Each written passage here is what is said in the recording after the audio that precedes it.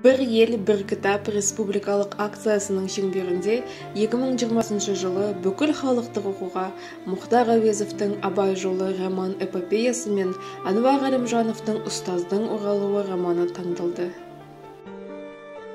Мұхтар Әуезов қазақ әдебиетінің классикі, 20 ғасырдағы қазақ халқы көркем әдебиетінің, шешендік өнерінің, ұлттық ойының үлгісі, суреткер, жазушы, драматург, ғалым, ұстаз, қоғам қайраткері. 20-дан астам роман, көптеген әңгімелер, повестер мен пьесалардың авторы. Оның шығармашылығының шыңы 4 томдық «Абай жолы» романы. Роман-эпопеяда автор қазақтың ұлы ақыны Абай Құнанбаевтың өмірін суреттейді. Автор гуманист және ойшыл Абайды жан-жақты қоғам қайраткері ретінде ашады.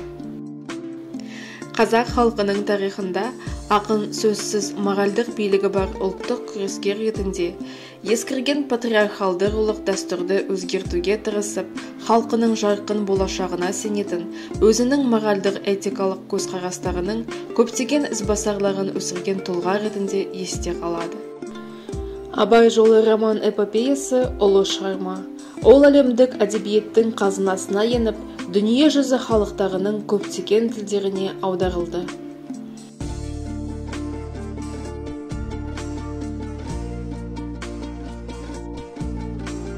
Әнуар Әлімжанов, қоғамдық және саяси қайраткер, атақты қазақ жазушысы, журналист. Оның романдары, повестері, әңгімелері, очерктері әртүрлі тақырыптарда және әлем халықтарының көптеген тілдеріне аударылған. Жазушы өткенге де, бүгінге де тоқталады. «Ұстаздың оралуы» атты еңбегі орта ғасырларды, Орта Азия мен Таяу Шығыс қалаларын көрсетеді. Кітап Әл-Фарабидің өз үніндей мазмұнға ие.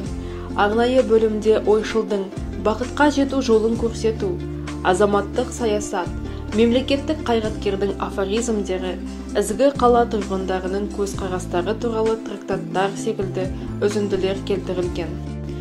Сонымен қатар, кітапта энциклопедист ғалымның рухани келбетін ашатын, оның жұмысының қыр-сырын, Әл-Фарабидің прогрессивті әлеуметтік философиялық ойдың дамуындағы маңызы және оның әлемдік мәдениет тарихындағы орны туралы мақалалар келтірілген.